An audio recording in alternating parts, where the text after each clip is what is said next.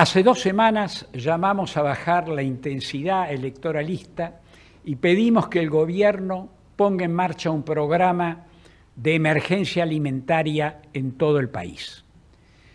Tomamos esta iniciativa a raíz del delicado cuadro social que reina en el país, cuadro que nos exige ocuparnos inmediatamente de los más afectados por la crisis, dejando de lado todo interés que no esté orientado a mejorar la calidad de vida de los argentinos. Lamentablemente, la respuesta fue un simulacro de diálogo que terminó intensificando lo que llamamos el campañismo, por aquello de campaña electoral. Mientras esto ocurría, en las últimas semanas el rebrote inflacionario agravó el cuadro al extremo de poner en situación crítica a millones de personas que ya venían sufriendo un marcado deterioro en las condiciones más básicas de vida. Según las propias mediciones oficiales, en la Argentina había en ese momento, hace 15 días atrás, unos 14 millones de pobres y 3,5 millones de indigentes. Números que podemos comprobar que han crecido drásticamente como consecuencia de los aumentos de precios, fuertes aumentos de precios de los productos de la canasta alimentaria. Creemos que ahora más que nunca es impostergable dedicar todos los esfuerzos a lograr que en Argentina a nadie le falte comida y nadie tenga hambre. Para esto, como contribución a la gobernabilidad, hemos presentado un conjunto de medidas concretas, viables, urgentes, en el marco de un programa de emergencia alimentaria. Se trata de iniciativas que debieron haber sido implementadas hace ya mucho tiempo, porque incluso el acuerdo con el Fondo Monetario Internacional incluye una cláusula de protección que permitía destinar recursos adicionales para enfrentar la crisis social. La medida básica es la declaración de la emergencia alimentaria nacional por 7 meses, desde el primer día de septiembre de 2019 hasta iniciado el ciclo escolar del 2020, como mínimo. Para implementar este programa es necesario, además, poner en funcionamiento un Consejo Ejecutivo para la Emergencia Alimentaria Nacional, en el que participen las provincias, los municipios, obviamente el Estado Nacional y representantes de sectores de la sociedad civil, como iglesias de distintos credos, sindicatos, empresarios, universidades, redes sociales solidarias, cooperativas y cámaras empresariales en general. Que el Gobierno Nacional, esto es otro requisito imprescindible, financie íntegramente las acciones previstas para la emergencia alimentaria, disponiendo todas las adecuaciones legales, administrativas y presupuestarias que se requieran para ampliar y acelerar la compra y la distribución de alimentos, de manera de poder cubrir la demanda alimentaria de todas las personas y hogares que efectivamente lo necesiten a lo largo y a lo ancho del país. Hará falta también que el Gobierno Nacional afecte por todo el lapso que se extienda el programa de emergencia alimentaria del uso transitorio de inmuebles, de vehículos y de equipamiento general bajo su dominio, a los fines de que la emergencia pueda ser coordinada en el marco de centros transitorios de asistencia alimentaria. Complementariamente a estas medidas, el programa contempla proponer el tratamiento prioritario en el Congreso de la Nación de la Ley de Góndolas, que tenga por objeto y que tiene por objeto mejorar la competencia entre marcas y empresas de los productos que se exhiben en los diferentes supermercados, lo que va a redundar en una mejora en la competencia y, en consecuencia, en el precio de los alimentos al consumidor. Y, finalmente, incentivar y coordinar, junto con las provincias, con los municipios, la realización de ferias locales y de mercados populares con el fin de mejorar los precios y el acceso a alimentos saludables. Muchas gracias. Nuestro planteo desde hace mucho tiempo es muy claro, en el sentido de que la política económica que ha seguido el gobierno actual estuvo equivocada desde el día número 1. De manera que muchas de las cosas que hoy ocurren no tienen nada que ver con las PASO. Tarde o temprano se iba a poner de manifiesto que una política económica de no crecimiento, de no creación de empleo, de no generación de inversiones, iba a terminar en un proceso de aceleración de la inflación, de salida de capitales y de presión sobre el mercado de cambios. Y esto es lo que está pasando porque intrínsecamente la política económica y social fue equivocada en nuestra visión desde el principio. Un progreso ha habido en los actos del día de ayer y es el progreso del reconocimiento del fracaso.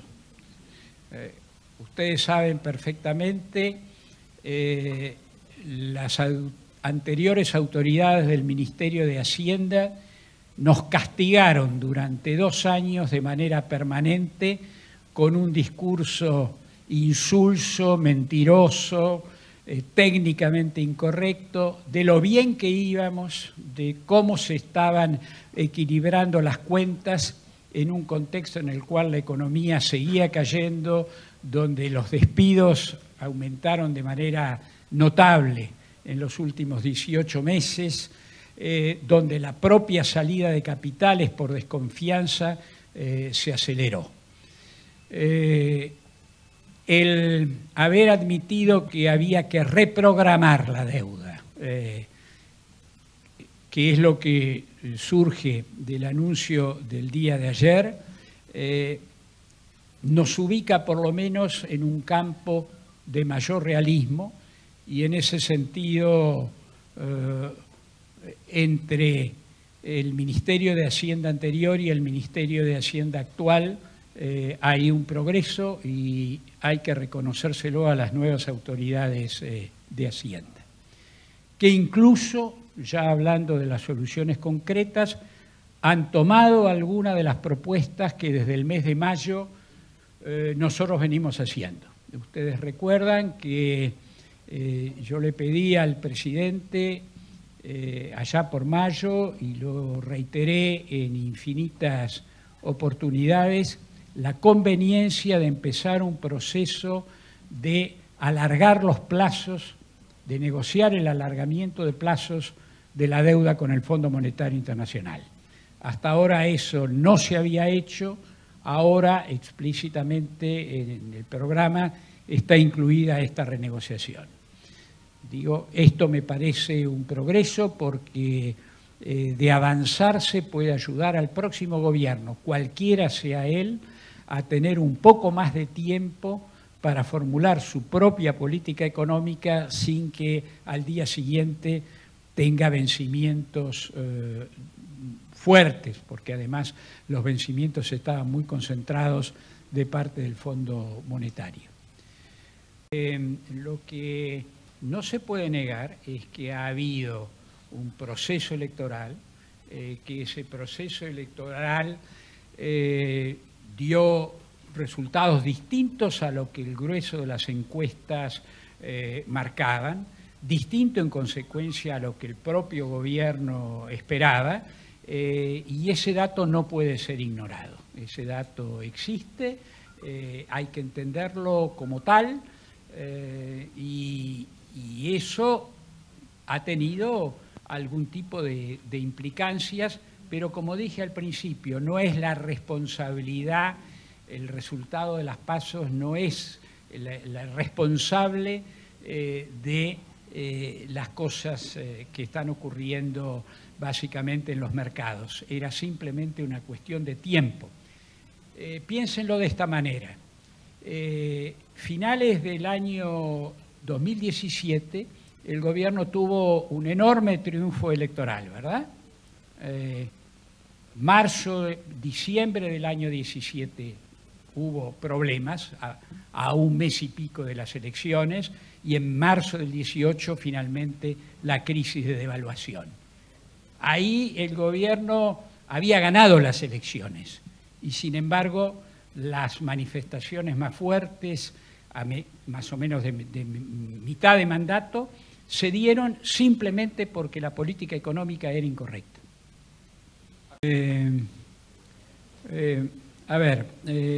El desembolso entiendo que está previsto originariamente para la primera quincena de septiembre y creo que es oportuno que se produzca en esa primera quincena de septiembre. No ganamos nada con que la situación del país se torne cada vez más compleja desde el punto de vista financiero. Digo la verdad, yo no comparto con el enunciado de su pregunta cuando dice que el Frente para Todos pidió que no hubiera desembolso. La verdad, yo leí el comunicado, como no es la primera persona que me lo dice, yo leí... sí, el comunicado no dice eso, digamos. El comunicado sí se refiere a un hecho al cual se le puede poner números. Desde que asumió el actual gobierno, en los 3 primeros años de gobierno salieron 60.000 millones de dólares del país y en lo que lleva este año las cifras son aproximadamente del orden de 10.000 millones de dólares más. Esto es, salieron 70.000 millones de dólares y el crédito que dio el fondo fue del orden de los 54.500, si yo recuerdo bien los números. Ese es un hecho fáctico, que nadie lo puede negar porque aparece en el propio balance de la Tesorería de la Nación o del Banco Central.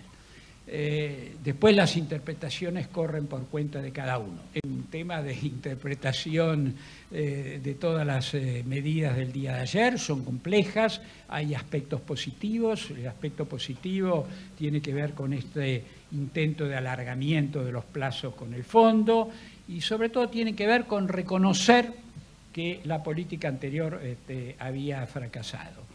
Después cada cual utiliza, hasta las palabras son distintas, mientras que en Argentina se usa esa palabra reperfilamiento, el Financial Times habla de Argentina hace una reestructuración de su deuda por 101 billón de dólares, o 101.000 millones de dólares. Así que, como usted verá, hay para todos los gustos y en muchos casos hay que contar que hay reglamentaciones internas de fondos de inversión y demás que ocurridos ciertos acontecimientos obliga a vender sí o sí, porque si no lo que está en juego es la responsabilidad personal de los ejecutivos de esos fondos. Yo creo que es posible que haya habido hoy ventas a lo mejor derivado de cláusulas que son prácticamente automáticas. Si la economía argentina se pusiera en marcha, la deuda no es que sea liviana, porque se ha tomado una gran cantidad de deuda en estos 4 años, pero es manejable.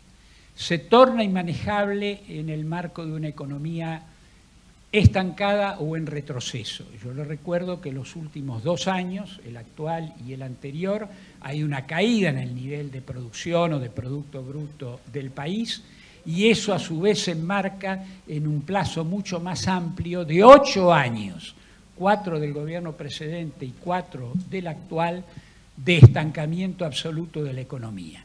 Entonces, en una economía estancada, y peor aún, en una economía en retroceso, no hay ningún nivel de deuda que sea sostenible. Por eso el gran desafío que tenemos por distintas razones, no es simplemente por los acreedores externos. Tenemos razones para poner en marcha la economía, por ejemplo, para enfrentar el problema del hambre, que es por donde empezamos. Hay infinidad de cuestiones que solo son solucionables en el marco de una economía que vuelva a crecer. El gran desafío es cómo ponemos en marcha de vuelta la economía argentina.